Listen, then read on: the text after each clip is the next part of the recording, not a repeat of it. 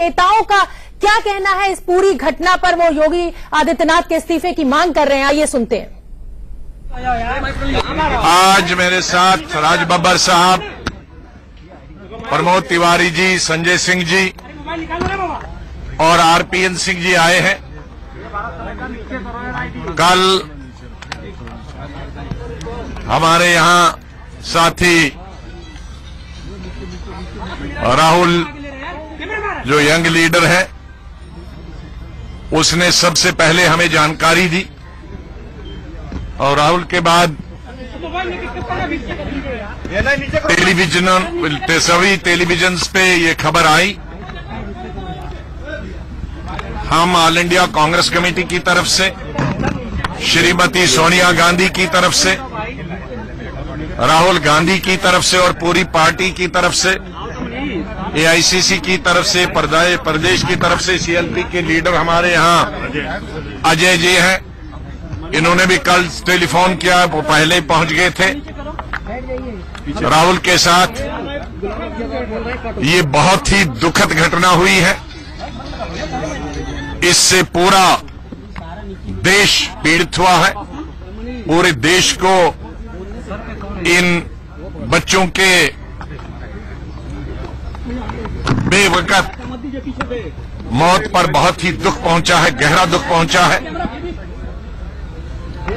और बेवकत जब मैं कहता हूं, ये राज्य सरकार की लापरवाही की वजह से हुआ। हम राज्य सरकार को इसके लिए दोषी ठहराते हैं और स्वास्थ्य मंत्री को, स्वास्थ्य सचिव को, अगर स्वास्थ्य मंत्रालय में राज्य में 2 मंत्री हैं, दोनों को और सचिव को मिलाकर अभी तुरंत इस्तीफा देना चाहिए। उन्हें अपने पदों पर 1 मिनट के लिए भी रहने का कोई भी हक नहीं। और मुख्यमंत्री जी की ये कॉन्स्टिट्यूएंसी है, वो 1 दिन पहले आए इस घटना से और इसी वार्ड में रहे। उनकी एमएलए और एक एक्स एमपी के नाते और मुख्यमंत्री के नाते स्वास्थ्य मंत्रियों से भी और स्वास्थ्य सचिव से भी ज्यादा जिम्मेदारी बनती है। वो इस जिम्मेदारी से पीछे हट नहीं सकते। उनको पूरे देश से माफी मांगनी चाहिए। इसमें डॉक्टरों का कोई कसूर नहीं। यहां के डॉक्टर, मैं स्वास्थ्य मंत्री के रूप में 2-3 दफा आया हूं। मेरे सचिव और सीनियर ऑफिसर्स 23 दफा मेरे कार्यकाल में यहां मैंने भेजे थे। सबसे ज्यादा हमने प्रायोरिटी दी। हमने मेरे ख्याल में करोड़ों, सैकड़ों करोड़ की मदद इसमें की, चाहे वो बच्चों के बेड के बारे में, चाहे वो ह्यूमन रिसोर्स के बारे में, डॉक्टरों के बारे में। हालांकि वो हमारा केंद्र का सब्जेक्ट नहीं था, लेकिन उसके सुपर स्पेशलिटी के लिए 150 करोड़ दिया, जो बन रहा है अभी। उसके लिए मैं समझता हूं कि उसके अलावा भी तकरीबन 100-1.25 करोड़ अलग अलग चीजों के लिए मेरी बहुत बड़ी लंबी सूची है जो मैंने अपने वक्त में यहां की है। 100 बेड का हॉस्पिटल वो तैयार है, जो बेड जिसमें इसमें हम अभी देखेंगे वही बना है। डॉक्टरों के लिए पैसे, डॉक्टरों को बढ़ाने के लिए वेंटिलेटर्स और चीज, एनआईवी पूना का यूनिट यहां खोला, करोड़ों रुपए खर्च करे, लेकिन राज्य सरकार यहां कोई ध्यान नहीं देती है। अगर राज्य सरकार ने इस हॉस्पिटल की उस मांग को, जो हमें जानकारी है, डॉक्टर तो बेचारे आज नहीं बताते, लेकिन हमें पूरी जानकारी कि इस हॉस्पिटल में लिक्विड ऑक्सीजन की कमी थी। और लिक्विड ऑक्सीजन की कमी इसलिए थी क्योंकि सप्लायर को पैसे नहीं दे पा रहे थे। सप्लायर के बकाया थे 70 लाख। और हमारे पास इतने अखबार हैं यहां, जरा दिखाइए भाई। अरे तुमने राहुल कहां रखे हो?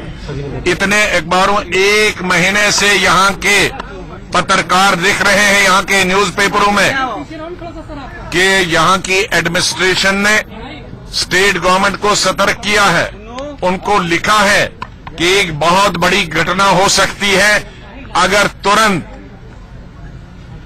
जो ऑक्सीजन के लिए सप्लाई करता है, लिक्विड ऑक्सीजन, शायद मेरठ से है या और कहीं जगह से है, अगर उसके पैसे नहीं दिए गए तो वो सप्लाई बंद कर सकता है और एक बड़ी घटना हो सकती है।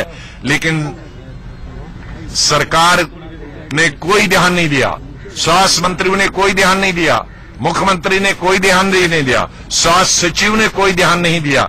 इसके लिए स्वास्थ्य सचिव से लेकर स्वास्थ्य मंत्रियों से लेकर माननीय मुख्यमंत्री तक सब जिम्मेदार हैं।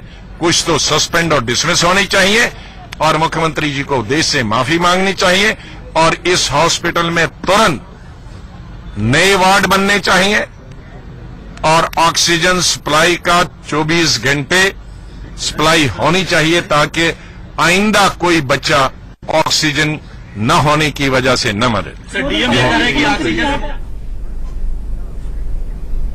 अभी आपने सुना गुलाम नबी आजाद को और अब आपको सुनाते हैं उस कंपनी के एमडी की बात जो इस अस्पताल में ऑक्सीजन की सप्लाई करते थे। पुष्पा से इस कंपनी का नाम है।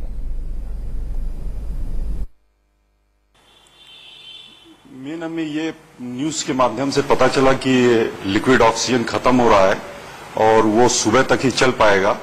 तो करीब 11-12 बजे हमें इस स्थिति की जानकारी हुई और हमें बातचीत हो रही थी। इसी दरमियान यहाँ के जो कमिश्नर हैं उनसे भी बातचीत हुई। तो एक मानवता के आधार पे तुरंत हमने जो मेरी सप्लाई शहर में जा रही थी और जो मेडिकल कॉलेज के आसपास मेरी गाड़ी खड़ी थी उसको तत्काल हमने मेडिकल कॉलेज में भेज के अपने भरसक जितनी मदद हो सकती थी मरीजों के लिए हमने की। सर, पहले आपकी सप्लाई होती थी उसको बंद कर दिया गया, क्या रेट का लोचा था या कुछ और था उसमें? एक्चुअल में मार्च में ही मेडिकल कॉलेज के प्रशासन ने मेरा ऑर्डर रोक के इलाहाबाद की एक कंपनी को टेंडर दे दिया था। तो उसके बाद से हमारी सप्लाई बंद हो गई थी। तो उनको टेंडर देने का क्या कारण था? क्या आपसे वो आप सप्लाई नहीं दे पा रहे थे या रेट का कोई मामला था, क्या था? नहीं, सप्लाई देने का तो कोई कम सप्लाई का कोई मैटर ही नहीं था। ऐसा है कि कई बार इस तरह की दिक्कत और भी आई थी और हम लोग ने आकस्मिक सप्लाई दिया था और कभी भी मतलब इस तरह की दिक्कत नहीं आने दी थी। तो रेट को लेकर के कुछ बातें थी जिससे आपको मना कर दिया गया था? रेट का ऐसा कोई मैटर नहीं था। आपके रेट को लेके ऐसा कोई मैटर नहीं था। अब ये क्या वजह थी कि उनको ऑर्डर दिया गया, ये तो अब आपके शासन इसको देखेगा।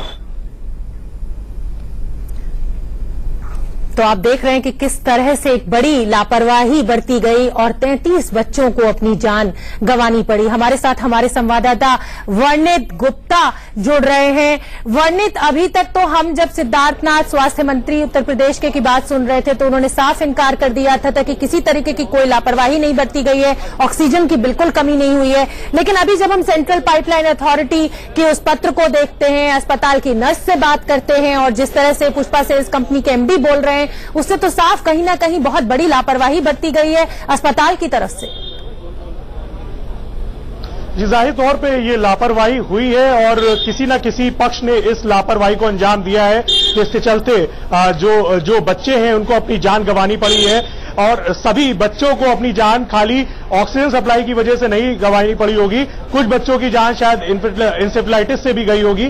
कहीं ना कहीं अभी गुलाम नबी आजाद का भी आपने अभी स्टेटमेंट सुना। उन्होंने भी बोला कि वो जब स्वास्थ्य मंत्री थे किस तरीके से उनका फोकस रहता था यहाँ गोरखपुर में और इंसेफ्लाइटिस एक बहुत गंभीर विषय था। खुद मुख्यमंत्री योगी आदित्यनाथ भी इसे लगातार उठाते रहे हैं और अब जब वो मुख्यमंत्री बन गए थे तो उनकी तरफ से इसके रोकथाम के लिए कोशिश होनी चाहिए थी। और कहीं ना कहीं जो ऑक्सीजन की जो बात की जा रही है वो भी एक बहुत बड़ा प्रश्न चिन्ह जो खड़ा कर रहा है उत्तर प्रदेश प्रशासन के ऊपर, साथ ही साथ उत्तर प्रदेश सरकार के ऊपर। कहीं ना कहीं जो एक कवर अप करने की कोशिश की जा रही है, एक लीपापोती का खेल जो चल रहा है शासन द्वारा और प्रशासन द्वारा, इसके ऊपर कहीं ना कहीं अब रुख साफ करना चाहिए उत्तर प्रदेश सरकार को केशव मौर्य उन्होंने भी साफ किया है कि जैसे रिपोर्ट आएगी जो भी दोषी होंगे उनके ऊपर कार्रवाई की जाएगी। लेकिन बड़ी बात यह है, बड़ा सवाल यह है कि ऐसी नौबत आई क्यों? अगर पहले ही इसके ऊपर बिल्कुल वर्णित, ये बहुत बड़ा सवाल है कि आखिर ऐसी नौबत आई क्यों। बहुत बहुत धन्यवाद आपका इस पूरी जानकारी के लिए।